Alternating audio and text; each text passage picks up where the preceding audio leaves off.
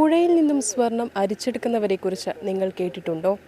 ഇതങ്ങ് മറ്റ് സംസ്ഥാനത്തോ രാജ്യത്തോ ഒന്നും തന്നെയല്ല. നമ്മുടെ സ്വന്തം കൊച്ചു കേരളത്തിലെ മലപ്പുറം നിലമ്പൂരിനടുത്തുള്ള മരുത എന്ന പ്രദേശത്താണ്. ഇത് ഇപ്പോഴും തൊഴിലായി കൊണ്ടു നടക്കുന്ന കുറച്ചു പേരുണ്ട്. നമുക്ക് കാണാം.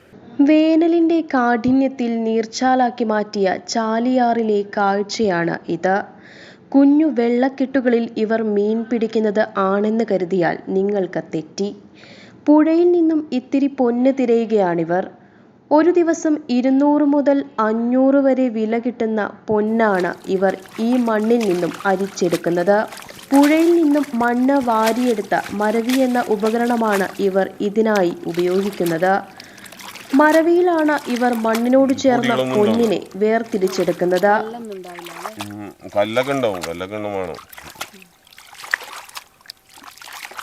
ഈ പൊടികളാണ് നമുക്ക് ഇവിടെ കിട്ടുന്നത്.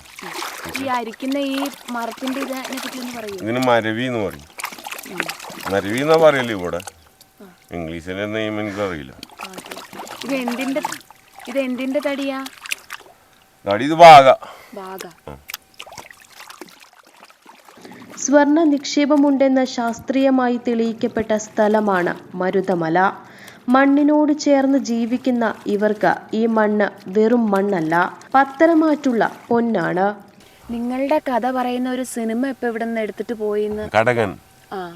ഞങ്ങളെ കഥയല്ലേ പറയുന്നത്, മണലും പണിക്കാരെ കഥ. അത് കടകൻ നല്ല പടമായിക്കട്ടെ, നല്ലതായിക്കട്ടെ. നമ്മളെ ഇവിടുത്തെ ഒരു സംവിധായകൻ ഉണ്ട് പറഞ്ഞാൽ തീർച്ചയായിട്ടും എനിക്ക് ഭയങ്കര ഇൻട്രസ്റ്റും നല്ലൊരു ഇതാണ്. കാരണം ഞങ്ങൾ ഈ മലപ്പുറം ജില്ല പറഞ്ഞാൽ പ്രത്യേകിച്ച് അവനെ അറിയാലോ.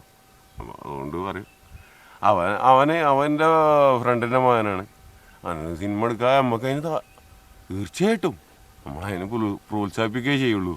ഇതിൽ നിന്ന് കയറണമെന്നാ എല്ലാവരോടും ഞാൻ പറയണേ. കാരണം നമ്മളിത് വേറൊരു മാർഗമായിട്ടാണ് ഇതിനെ ആശ്രയിക്കുന്നത് അല്ലേ. അപ്പോൾ നമുക്കും താല്പര്യമില്ല ഭൂമിനെ ചൂഷണം ചെയ്യാം. വേറെ മാർഗമൊന്നുമില്ലല്ലോ. അല്ലേ നിങ്ങൾ മാർഗങ്ങൾ കാണിച്ചു തരണം, സർക്കാർ മാർഗം കാണിച്ചു തരണം.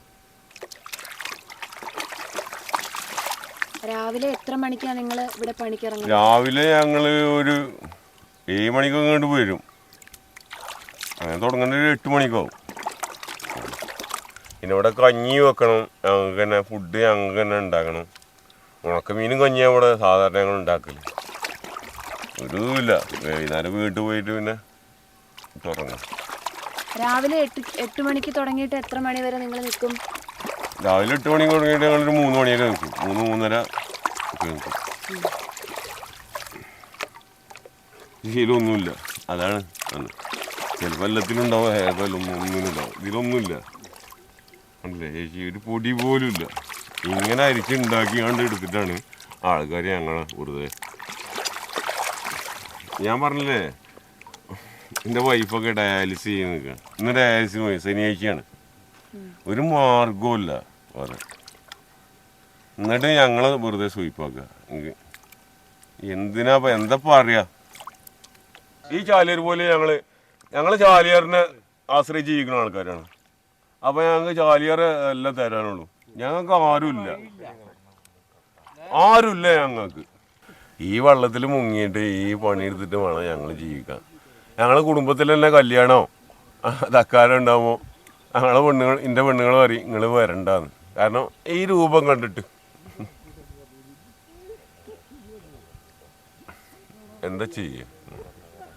എന്നിട്ട് ഇതിന് കിട്ടുന്ന പോണ് ഒരു 700-800 റുപ്യ നമുക്ക് കിട്ടും ഒരു ദിവസം. എല്ലാ ദിവസവും എത്ര രൂപ വെച്ചാ നിങ്ങൾക്ക് കിട്ടുക? അങ്ങനെയല്ല, ഇതിന് അങ്ങനെ ക്വാണ്ടിറ്റി കൂടുമ്പോഴല്ലേ നമുക്ക് ഉണ്ടാവുള്ളൂ. സ്വർണം കൂടുതൽ ചിലപ്പോൾ കിട്ടും, ചിലപ്പോൾ 2000 റുപ്യ കിട്ടും. അപ്രതീക്ഷിതമായി അന്ന് നിങ്ങൾ സന്തോഷിക്കുക. പിറ്റേന്ന് ഉണ്ടാവില്ല. പിന്നെ അപ്പോൾ അവിടെ ഉണ്ടാവില്ല.